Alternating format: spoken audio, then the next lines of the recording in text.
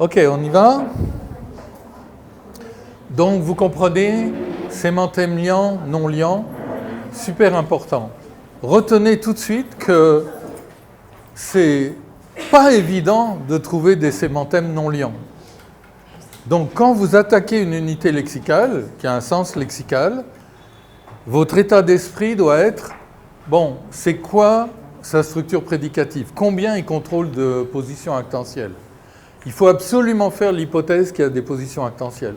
Et puis s'il n'y en a pas, il n'y en a pas. Mais par défaut, il y en aura. Les noms propres, ça va. Et même pas tous les noms propres, peut-être. Mais sinon... Et puis les verbes, ils sont tous prédicatifs. Les adjectifs sont tous prédicatifs. Les adverbes sont tous prédicatifs. C'est même des prédicats sémantiques, on va voir. Et les noms, l'un ou l'autre. Okay? Donc encore une fois, si vous enseignez la grammaire à l'école, ne dites jamais des trucs du genre « Ah ben le verbe, il désigne une action ou un état, et le nom, il désigne des objets ou des personnes, des choses, etc. » Évidemment que le verbe « ressembler », c'est même pas un état et pas une action, ou se trouver, on pourrait dire que c'est un état, et le nom sommeil, c'est pas du tout une personne, un objet. Ok. Donc c'est pas là, c'est une différence grammaticale. Au niveau sémantique, tout ce qu'on peut dire sur les verbes et les noms, on va le dire quand on aura la classification. Donc, comme j'ai mentionné, ce dont je parle là, d'être liant ou non liant, ça a été évidemment conceptualisé en linguistique, mais même sûrement depuis des millénaires, depuis qu'on a un discours métalinguistique, pas nécessairement avec des notions bien organisées, bien définies et tout, mais souvent avec des termes qu'on utilise et qui servent grosso modo à parler de ça. Donc le terme le plus connu, c'est le terme de valence. En anglais, valence ou valency, il y a les deux. Peut-être valency est plus britannique et valence plus américain. Et bon, celui qui a vraiment beaucoup exploité la notion de valence et le terme de valence, c'est Tegnère. Mais c'est apparu aussi aux États-Unis dans la linguistique américaine des années 30. Le terme valence a aussi été introduit parce que c'était donc une métaphore, et c'est une métaphore naturelle, sur la valence chimique, la valence atomique. Parce que, en fait, ces sens, c'est comme des atomes de sens. Ils ont une valence, ils appellent 1, 2 ou 3 atomes pour former une structure stable qu'on appelle une molécule. Donc c'est pareil, quand vous dites regarder, ben regarder c'est X regarde Y, et puis si vous accrochez d'autres atomes, c'est Gustave regarde Gertrude, et là vous avez un message complètement saturé. Donc la métaphore est assez évidente, et c'est pourquoi surtout bon, la chimie un peu formalisée, modélisée, c'était évidemment beaucoup au XVIIIe, XIXe siècle, et donc tout le monde, même qui faisait de la linguistique ou de la philologie, avait quelques notions de chimie, qui était vraiment une des sciences du réel. Et puis c'est proche de la linguistique, la chimie, parce qu'on a des entités naturelles, on les étudie, on les nomme, on explique qu'est-ce qui se passe, c'est la science de la transformation et du changement des corps. Et donc c'est comme type de science, c'est proche de la linguistique, pas comme les maths pures par exemple. Parce que les maths pures n'ont pas d'autres objets d'étude qu'eux-mêmes. Et donc, c'est pas le même genre de science. Mais chimie, linguistique, ou physique non théorique, mais physique descriptive et linguistique, c'est assez proche. Donc, valence, c'était normal. Un peu plus récent que Tegnère ou la linguistique des années 30, vous avez la notion de cadre, de frame, dans la frame semantics de Fillmore. Bah, c'est la modélisation de la valence et de l'effet de la valence sur la construction des phrases, la structure de la phrase. Et Fillmore, c'est même avant, puisque son fameux article « The Case for Case », ce qu'il avait proposé initialement, qui lui a presque valu d'être brûlé en place publique par les Chomskyiens, C'était ce qu'il avait appelé donc, la grammaire des cas, donc case grammar. C'était aussi une modélisation des unités lexicales en tant que dans leur sémantique, elles contrôlent des positions actentielles. Alors, si on réfléchit en anglais, l'anglais, malheureusement, comme le français, ce n'est pas une langue casuelle, mais on s'inspire de ce qui existe dans les langues casuelles, où en fait, les positions actentielles verbales sont morphologiquement du verbe, contrôlé par le verbe, marqué par des cas grammaticaux, nominatifs, accusatifs, génitifs, datifs. Ça varie selon les langues. Et donc, il proposait de modéliser les verbes, notamment. Aussi, Ténière, quand il a introduit la valence, il a omis de l'étendre à toutes les parties du discours. Il l'a appliqué que pour le verbe. Mais en fait, ça vaut pour toutes les parties du discours, absolument toutes, du moment que c'est un sens lexical. Et donc, Fillmore, c'était son idée. On va modéliser le sens des verbes en disant qu'il présuppose sémantiquement des participants et ça s'exprime dans la phrase. Et c'est ce qu'on voit dans les langues casuelles avec les cas grammaticaux, qui sont de la flexion, qui sert à marquer notamment, bon, c'est plus compliqué que ça, mais au moins l'expression des actants du verbe. Okay ? Et donc, ça peut être très riche, très compliqué. Donc ça, Fillmore, c'est une référence connue. Il y a un truc en français que je vous signale, en fait c'est des Belges, mais c'est parti de Claire Blanche Benveniste, je pense, au début, dans Toulouse, l'école de Toulouse. Mais c'est pas ce que c'est pour le français, mais il y a plein d'instances de ça. Donc il y avait des descriptions de la valence des verbes français où ils utilisaient les pronoms clitiques. Donc ça s'appelle l'approche pronominale. Donc pour identifier la valence des verbes, on regardait les clitiques et le fonctionnement des clitiques. Parce que vous savez, donc les clitiques du genre je mange le saucisson, je le mange. Okay ? Donc ça n'existe pas en anglais, etc. En espagnol, par exemple, vous avez les clitiques, mais ils s'attachent au mot forme. En français, ils sont clairement syntaxiquement séparés. C'est très compliqué les clitiques, mais les clitiques en général, mais les clitiques du français, donc souvent c'est la pronominalisation des actants du verbe. Okay ? Et en français, la langue a perdu tous ses cas grammaticaux, sauf avec les clitiques. C'est le clitique accusatif. Je mange le pain, je le mange. Lui, c'est le clitique datif. Je parle à Martine, je lui parle. Donc vous voyez, le, lui, i, c'est le locatif. Donc en fait, c'est des cas, c'est des restes de cas grammaticaux qu'on a dans les clitiques. Donc ils utilisent la cliticisation en français pour tester la structure de complémentation des verbes et décrire leur valence. Ça marche avec le français uniquement, vous ne pouvez pas le faire pour l'anglais puisqu'il n'y a pas de pronom clitique. Donc la pronominalisation ne vous apprendra pas grand-chose. Mais en français, c'est beaucoup plus agréable de travailler sur la valence à partir d'une langue casuelle, évidemment. Parce qu'on a des marquages morphologiques de ça. Encore qu'il faut faire attention. Parce qu'il ne faut pas se dire bon, j'ai fait du latin, le nominatif c'est le sujet, l'accusatif le complément d'objet direct. Ce n'est pas aussi simple.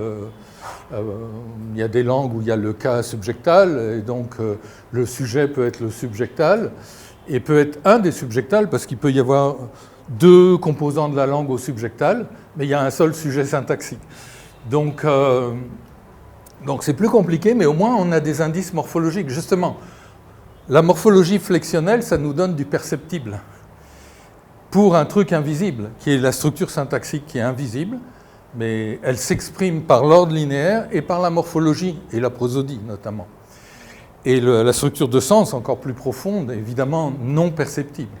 Donc quand on a la chance d'avoir de la morphologie flexionnelle pour marquer ces structures syntaxiques qui elles-mêmes expriment des structures de sens, c'est beaucoup plus normal.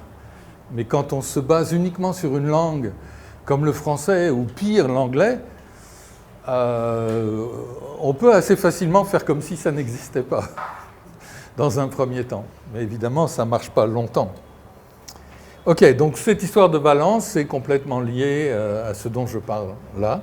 Parler de la valence d'une unité lexicale ou d'un sémantème, c'est parler de sa propriété de liage, du fait de est-ce que ça lie, est-ce que c'est non autonome et combien ça attend d'actants, parce que le nombre est important. Donc nous, on va les numéroter position actantielle 1, 2, 3. Donc actant 1, actant 2, actant 3, x, y, z. Deuxième axe, et c'est ça qu'on avait un peu théorisé avec Malchuk quand on avait travaillé sur l'article sur la prédicativité. Ça, c'est super important. Est-ce que le sémantème dénote un fait ou une entité? Ça fait une grosse différence. Le problème, c'est qu'il va falloir accepter une compréhension un peu intuitive de ce qu'est un fait et ce qu'est une entité. Mais fait et entité, bon, je pense que dans la langue française, le sens le plus vague, c'est quelque chose. Donc de n'importe quoi, on peut pronominaliser en quelque chose. Ce quelque chose qu'il a fait, ce quelque chose qu'il pense, etc. Et en dessous, je pense qu'il y a fait et entité. Donc quelque part, tout est soit fait, soit entité. Exceptionnellement, ça peut être l'un ou l'autre, ça peut être les deux. On en parlera avec l'ambivalence. Bon, comment je peux caractériser? Je vous demande une compréhension un petit peu intuitive. Un fait, c'est quelque chose qui a lieu ou qui n'a pas lieu. Ok, donc par exemple, départ, c'est un fait. Cachalot, baleine, c'est pas un fait, c'est une entité. Ok. Donc des exemples. X dort, sommeil de X, X endormi, c'est des faits. X aime Y, amour de X pour Y, X amoureux de Y, c'est des faits. C'est des choses qui ont lieu ou qui n'ont pas lieu. X devant Y, c'est un fait aussi. Ça a lieu d'être devant ou pas devant. Les entités, ça va être quelque chose qui est ou qui n'est pas. Donc colline, c'est une entité. Ça dénote une entité. Caillou aussi. Lune aussi. Extrémité de X, oreille de X, ça dénote aussi des entités. Donc vous voyez tout de suite que ça ne recoupe pas la distinction liant-non-liant, puisqu'ici j'ai des sens liants qui dénotent des entités. X est le frère de Y, X est un enseignant en Y de Z, ça dénote aussi des entités. Mais on voit que ces sémantèmes qui dénotent des entités sont très relationnels, et donc on peut les utiliser en mettant sur le devant de la scène leur aspect relationnel et donc le fait lui-même. Être le frère de quelqu'un, c'est un fait. Mais mon frère, je peux lui gratter la tête, c'est une entité. Je ne peux pas gratter la tête d'un fait. OK ? Si on veut quelque chose d'un peu plus linguistique comme caractérisation, par exemple, un sémantème qui dénote un fait, qui soit exprimé par n'importe quelle partie du discours, il est sémantiquement compatible avec certaines significations grammaticales typiques du verbe. Donc, par exemple, le temps grammatical. Donc, par exemple, amour, c'est un nom, il ne se conjugue pas en français. Mais amour, conceptuellement, c'est compatible avec présent-futur. Alors que colline, non. Le fait qu'il y a une colline, y avoir, ça c'est compatible. Mais colline, tout seul, non. Donc le temps grammatical, par exemple, l'aspect. Donc je ne sais pas si dans les langues que vous parlez, vous avez de l'aspect morphologisé, accompli, non accompli, avec des suffixes particuliers, par exemple, pour ça, qui peuvent être flexionnels ou dérivationnels très réguliers. Cet aspect, accompli, non accompli, en russe, il y a ça pour ceux qui parlent russe, donc vous pouvez employer un verbe sous la forme accompli ou non accompli. C'est compatible avec des sémantèmes qui dénotent des faits, et pas avec entité. Donc c'est une façon linguistique de se le dire. Bon, le problème, c'est que les vrais grammèmes de la langue ou dérivathèmes, selon la partie du discours, on va pouvoir les appliquer, mais il faut se situer au niveau du contenu et se dire est-ce que ce contenu est compatible avec ou pas. Donc c'est une distinction un peu. Alors, un truc comme colline, c'est intéressant par exemple.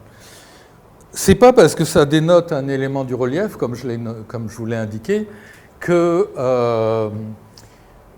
c'est non liant, puisque lit d'une rivière, ça dénote un élément du relief, le lit, c'est une partie du terrain, mais c'est un sens liant, c'est le lit de la rivière, le lit du Rhône, la Loire est sortie de son lit, etc. Il y a des collocations, sortir de son lit, revenir, non, rentrer dans son lit.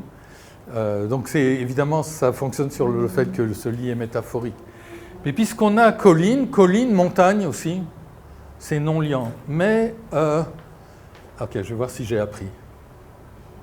Non, c'est pas ça. Pardon? Ah, comme ça. Vous êtes dans la nature et tout, puis vous voyez une chaîne de montagnes comme ça, et puis il y a un petit machin ici. Comment on appelle ça en français? Vallée. Ah non, une vallée, ce sera en bas. Le sommet d'une montagne, c'est la partie haute. Mais je parle juste de ce petit machin là, ici. Pardon? Non. C'est parce qu'en fait, je vous demande que l'objet physique et je ne vous montre pas son utilisation. Là, j'ai des Sherpas qui montent, ils arrivent là, ils vont passer de l'autre côté. Le col. Et vous voyez, c'est normal que vous ne compreniez pas, parce que col, c'est pas juste une partie un peu comme ça, même si son nom, ça évoque le col d'une chemise. C'est pas tellement la forme qui est importante. C'est un truc qu'on utilise. Un col, c'est un lieu de passage. Et donc, montagne, c'est vraisemblablement non liant, mais col, c'est le col utilisé par X. Et donc, vous ne compreniez pas ce que je voulais dire, et c'est normal, parce que ce n'est pas juste le fait que ça se caractérise par une forme, ce qu'on dirait habituellement. Ah, le col d'une montagne, c'est une partie en haut de la montagne où c'est un peu comme ça. Mais ce qu'il faut dire, c'est que c'est par là qu'on passe pour aller de l'autre côté. Donc le col, c'est le col utilisé par X. Et ça, boum, vous avez comme un gros paquet de phraséologie qui vous tombe dessus. Prendre un col, emprunter un col, le col est ouvert, le col est fermé.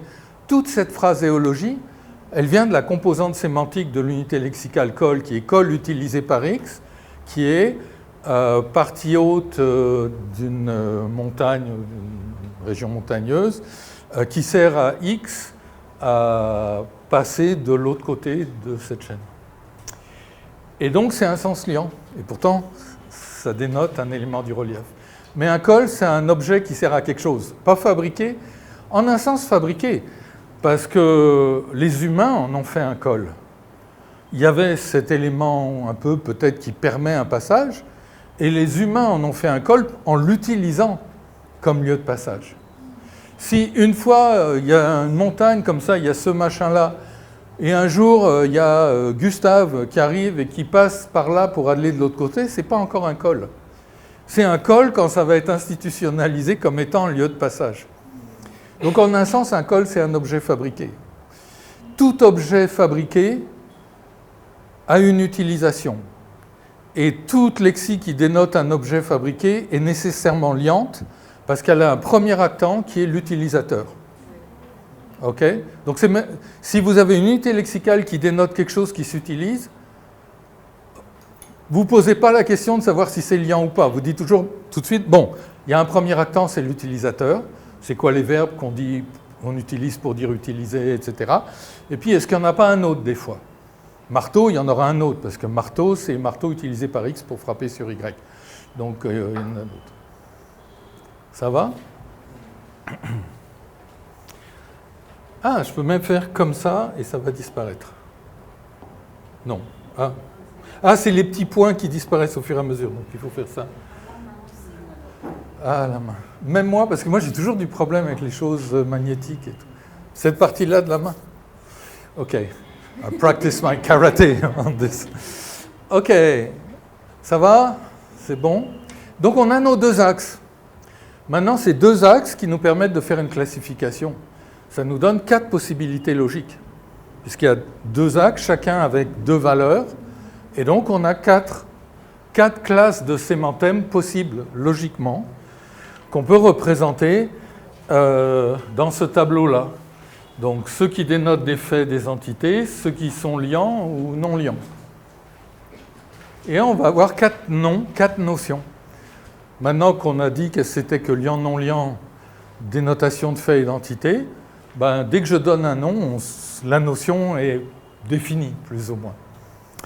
Alors on va commencer par ceux que tout le monde aime.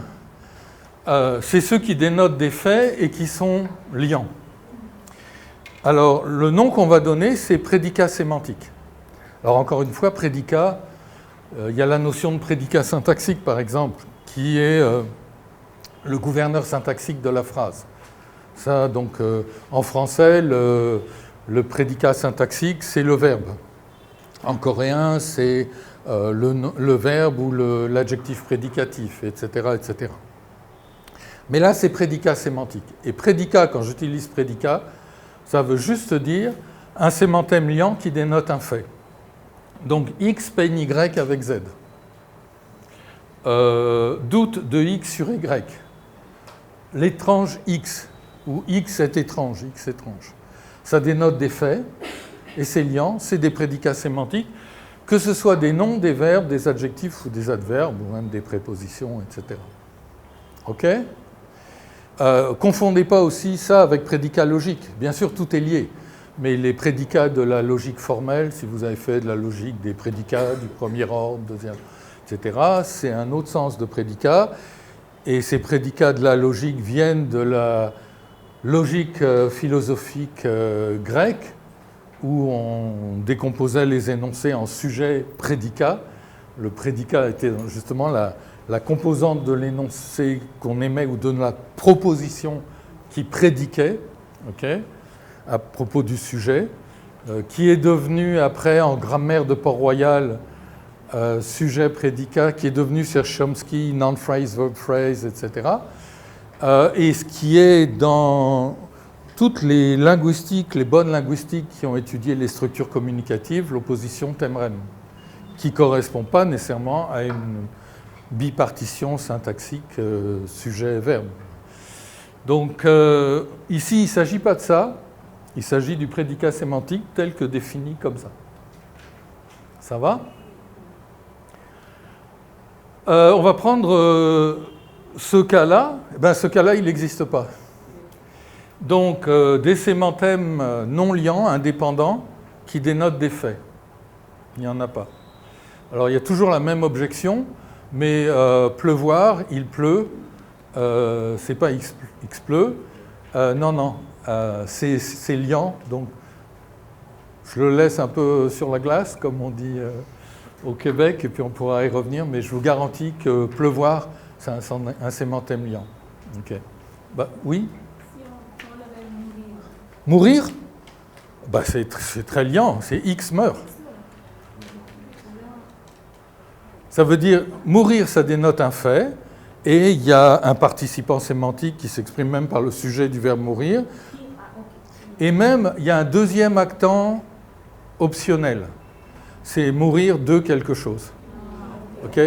Je dis qu'il est optionnel parce que on peut utiliser. C'est pas le fait qu'on n'est pas obligé de dire de quoi, mais on peut tout à fait conceptualiser le fait de mourir comme étant pas lié à une cause. Mais par contre, c'est tellement lexicalisé, mourir de la grippe, mourir du choléra, avec la métaphore mourir d'amour. Évidemment, bah, c'est un autre sens du vocable, mais qui reprend justement... et donc, même les sens métaphoriques de mourir ont ça. Chez Brassens, mourir pour des idées, d'accord, mais de mort lente. Évidemment, quand on dit mourir pour des idées, mais c'est mourir d'avoir eu des idées, okay, dans ce sens métaphorique. Mais donc, mourir, c'est sûr, c'est X meurt. Bon, ok, je ne peux pas résister, pleuvoir. Pourquoi c'est comme ça ? Parce que d'abord, mais parce que la vraie explication, c'est qu'il y a un type d'actant bien particulier. Mais ça, c'est un peu plus compliqué à comprendre. Mais ce qui se comprend tout à fait, c'est que pleuvoir, c'est de toute façon toujours pleuvoir sur Y. Et je le nomme Y, pas X. C'est un deuxième actant. Pourquoi on le sait ? Ben, on peut dire pleuvoir sur ou pleuvoir à, bien sûr, mais parce qu'on a des adjectifs, par exemple, pour dire que c'est un endroit où il pleut, pluvieux, où il pleut beaucoup. Donc la langue a lexicalisé des adjectifs qui dénotent l'endroit où il pleut. On dit que c'est pluvieux. Pour tous les phénomènes météorologiques, un peu, c'est comme ça, venteux, pluvieux, ensoleillé. Donc ces verbes météorologiques, en fait, s'appliquent à un lieu, pour la plupart. Et donc déjà, on a un deuxième actant qui est l'endroit où il pleut. Donc déjà, c'est liant. On n'y peut rien. Ensuite, c'est plus grave que ça, enfin plus grave, mais super plus excitant que ça, c'est qu'il existe un phénomène vis-à-vis de la valence, qui est que pour une unité lexicale donnée, on peut avoir ce qu'on appellera un actant incorporé. Ça veut dire qu'il y a comme une position actentielle, on va dire qu'il y a un numéro qui a déjà été attribué. Et donc, quand on va numéroter les autres actants, on tiendra compte de ce numéro-là. Mais ce n'est pas une variable, cette position actentielle. C'est en fait un actant. Il y a déjà l'actant dans l'unité lexicale. Donc si je prends par exemple gifler, il y a déjà un actant qui est la joue. Gifler quelqu'un, c'est frapper quelqu'un sur la joue. On ne peut pas gifler quelqu'un sur l'épaule. Donc gifler contient joue, et contrairement à frapper, X frappe Y sur Z, gifler c'est X gifle Y. Et on ne dit pas il l'a giflé sur la joue, parce que c'est redondant, on a déjà dit joue. Mais cet actant, il est là. Il y a comme un troisième actant qui est la partie du corps sur laquelle on a frappé. Et les actants incorporés sont un peu particuliers. Ça veut dire que si vous les répétez, c'est redondant. Et c'est bizarre, c'est bête. Il l'a giflé sur la joue, non, ça ne marchera pas. Il lui a donné un coup de pied avec son pied, ou je ne sais pas, des choses comme ça. Mais par contre, vous avez le droit de le faire, vous pouvez le faire, c'est tout à fait normal, si vous apportez une information additionnelle. Et donc l'actant, c'est plus juste joue, mais c'est la joue gauche. Il l'a giflé sur la joue gauche. Rien, aucun problème. Et il y a même des fois des actants incorporés qu'on a quand même le droit d'exprimer. Par exemple, en français, bizarrement, se moucher, on ne se mouche pas l'oreille, on ne se mouche pas le derrière, on se torche le derrière. Il faut dire des choses des fois un peu vulgaires comme ça parce que ça marque et on s'en souvient mieux. Donc j'ose pas trop parce que ça dépend des cultures, des endroits. Par exemple, bizarrement, à Singapour, on peut plus se le permettre qu'en France. En France, faire des blagues et des trucs de ce genre-là, waouh, ça ne marche pas aussi bien. À l'université, en tout cas. Donc, bon.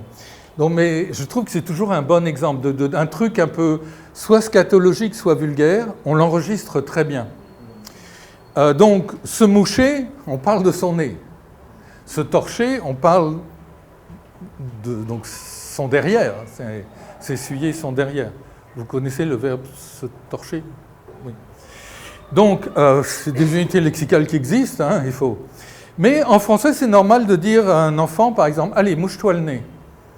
Donc, dans certains contextes, on peut le dire. Évidemment, c'est mieux si on dit « mouche-toi ton nez dégoulinant, dégoûtant », mais on peut dire « mouche-toi le nez ». Ou même « torche-toi le derrière », à la limite, ça passe. Mais gifle-lui la joue, non. Donc, oui, c'est compliqué, mais ce que ça montre, c'est qu'il y a un actant là. Il y a une position actentielle, mais en fait, c'est une position déjà occupée, actant incorporé. Bon, maintenant, avec pleuvoir, c'est là qu'on arrive. Pleuvoir, c'est des gouttes d'eau qui tombent, de l'eau sous forme de gouttes, donc des gouttes d'eau qui tombent du ciel en tant que phénomène météorologique. Mais qu'est-ce qui pleut? C'est de l'eau. Sauf qu'évidemment, on ne va pas dire la pluie pleut ou l'eau pleut.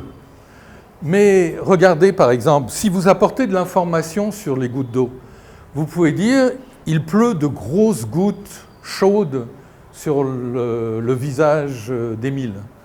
Donc on peut dire il pleut des gouttes serrées ou des grosses gouttes. En anglais, pareil. It rained heavy drops, ok? Et c'est en fait pas un complément d'objet, c'est ce qu'on appellera un quasi-prédicat, un quasi-sujet. Le vrai sujet, c'est « il ». C'est pour ça que quand on dit « il pleuvait de grosses gouttes », pleuvait, c'est au singulier, parce qu'il s'accorde avec « il » qui est troisième personne du singulier. Et donc c'est « il » le sujet, même si ce qui pleut, c'est le complément. Et c'est pour ça que ce complément, lui, on l'appellera quasi-sujet et le premier sujet. Et donc, avec tous les verbes météorologiques, on peut faire ça. Il vente un vent brutal et froid qui donne mal à la tête. Ça marche parfaitement. Donc, il y a de toute façon un actant incorporé. Donc, il y a un actant X, un premier actant dans ces verbes de météo. Donc, c'est super liant, c'est des prédicats sémantiques tout à fait ordinaires. Donc ça, je pense qu'on peut dire que ça n'existe pas. Une unité lexicale qui dénote un fait et qui n'est pas liant. Au moins, il y aura un actant incorporé qu'on peut faire sortir. Oh, super beau, j'adore ça en anglais. En français, il pleut, et pour intensifier, on entre dans les collocations, donc vous voyez, je mélange un peu. Donc l'intensificateur de pleuvoir, il pleut fort, il pleut à grosses gouttes, il pleut comme vache qui pisse, si vous connaissez. Au Québec, il pleut à Sio, il pleut à boire debout, c'est aussi québécois. Donc il y a beaucoup d'intensificateurs de pleuvoir. Le plus connu, celui qu'on mentionne toujours pour l'anglais, it rains, cats and dogs, ok? Regardez comme c'est beau. Cats and dogs, c'est une locution qui veut dire beaucoup et qui ne fonctionne pratiquement que comme collocatif de to rain. Syntaxiquement, il occupe la position syntaxique de quasi-sujet. Ok? Donc c'est comme il pleut de grosses gouttes, it rains cats and dogs, et donc comme si on métaphorisait les gouttes qui tombent, l'actant incorporé, comme étant tout un ensemble de chats et de chiens. Et donc ça tourne, cette collocation ne s'explique que si on analyse to rain comme ayant un actant incorporé. Et d'ailleurs, il y a le sens métaphorique de to rain pour dire tomber, X rains on Y, X rains on Y, X falls in great number with great intensity on Y. Par exemple, on peut dire tout à coup des crapauds pleuvaient du ciel, on peut le dire. Ou une pluie de flèches, des flèches envoyées par l'un pleuvaient sur l'ennemi. Et on peut dire, il pleuvait des flèches, il tombait des crapauds du ciel, malédiction divine, etc. Donc vraiment, c'est tellement intégré dans le verbe pleuvoir, to rain, cet actant incorporé, que ça sert même de support pour des métaphores, notamment parce que la question habituelle, c'est de dire, comment on peut dire it rains cats and dogs? Cats and dogs, c'est comme un adverbe, mais c'est nominal, cats and dogs. C'est un complément d'objet du verbe to rain, c'est transitif direct. En fait, non, c'est un quasi-prédicat. Est-ce que it rains? Et on ne dira pas trop cats and dogs were raining, mais pourquoi pas? Il faut l'employer dans cette position de quasi-prédicat. Donc les actants incorporés, c'est beaucoup plus fréquent que ce qu'on peut penser, et ça s'applique beaucoup à des classes d'unités lexicales. Alors maintenant, des sémantèmes indépendants qui dénotent des entités, c'est ce qu'on appellera des noms sémantiques, pas des noms sémantiques.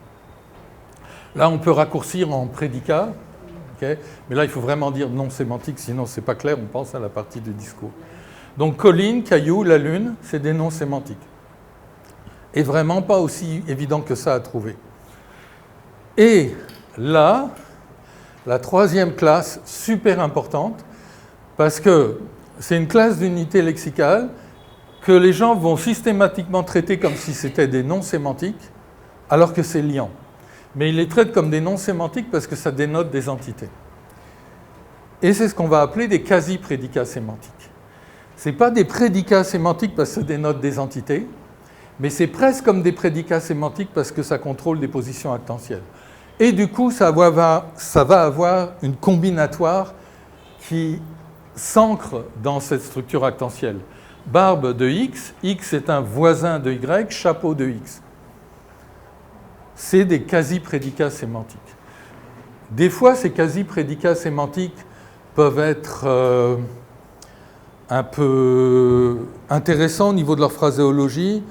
J'aime bien l'exemple, ça m'était venu une fois, j'ai cherché à expliquer, l'exemple de... Donc tous les objets fabriqués ont une utilisation et un utilisateur, et des fois, il y a un deuxième actant. Donc ici, barbe, c'est barbe de X, c'est tout. Et barbe, d'ailleurs, contient un actant incorporé qui est le visage, ou les joues ou le visage, ok ? Parce que si ce machin-là, c'est pas sur le visage, c'est que c'est pas la barbe, ok ? C'est par exemple les cheveux. Et j'arrête là parce que j'ai assez choqué tout le monde. Et donc, par exemple, l'exemple qui est vraiment bien, c'est laisse.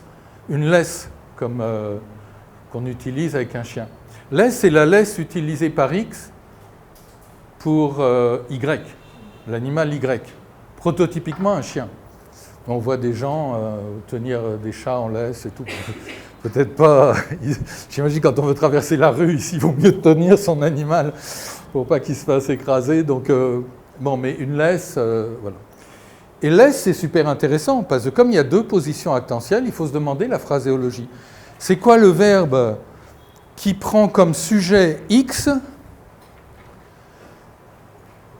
le verbe qui veut dire utiliser la laisse, qui prend comme sujet X, qui prend comme complément d'objet Y, et qui prend laisse comme deuxième complément. Jean, blabla, son chien, blabla laisse. On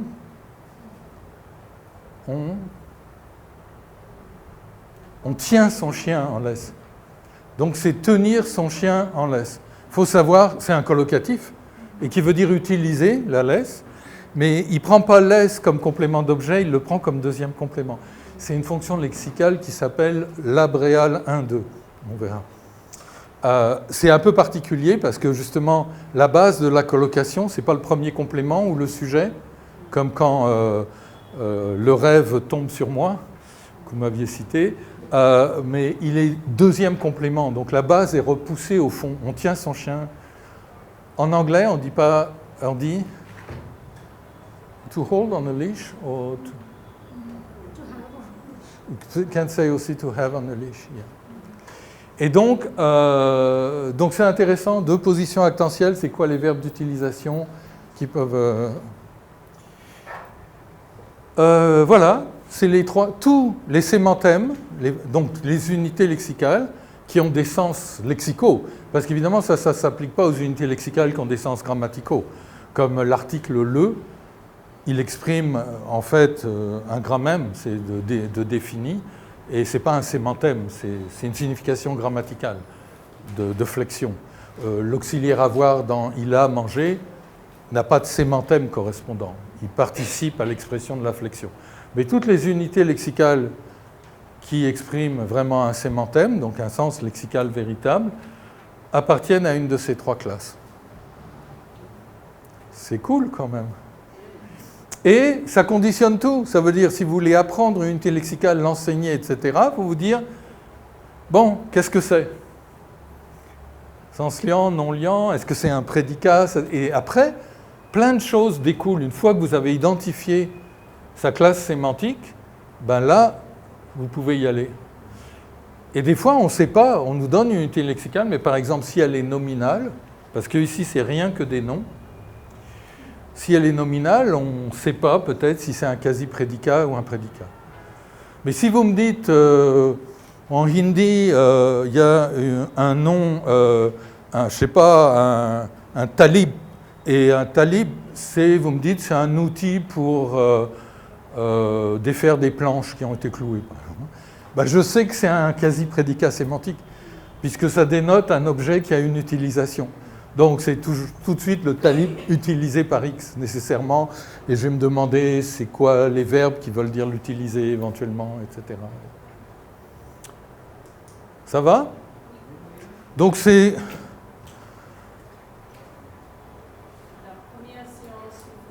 Elle est finie ? On a 10 minutes de retard. J'ai commencé bien, comme il faut, et puis je commence à être décadent. On arrête, mais ça n'a aucune importance. Alors à quelle heure on reprend ? À 15 heures. Donc ne vous inquiétez pas, de toute façon on finira. C'est sûr, parce que ce qu'on a vu là, c'était incontournable, et après, je peux vulgariser beaucoup ou simplifier beaucoup. Désolé, je n'ai pas vu le temps passer.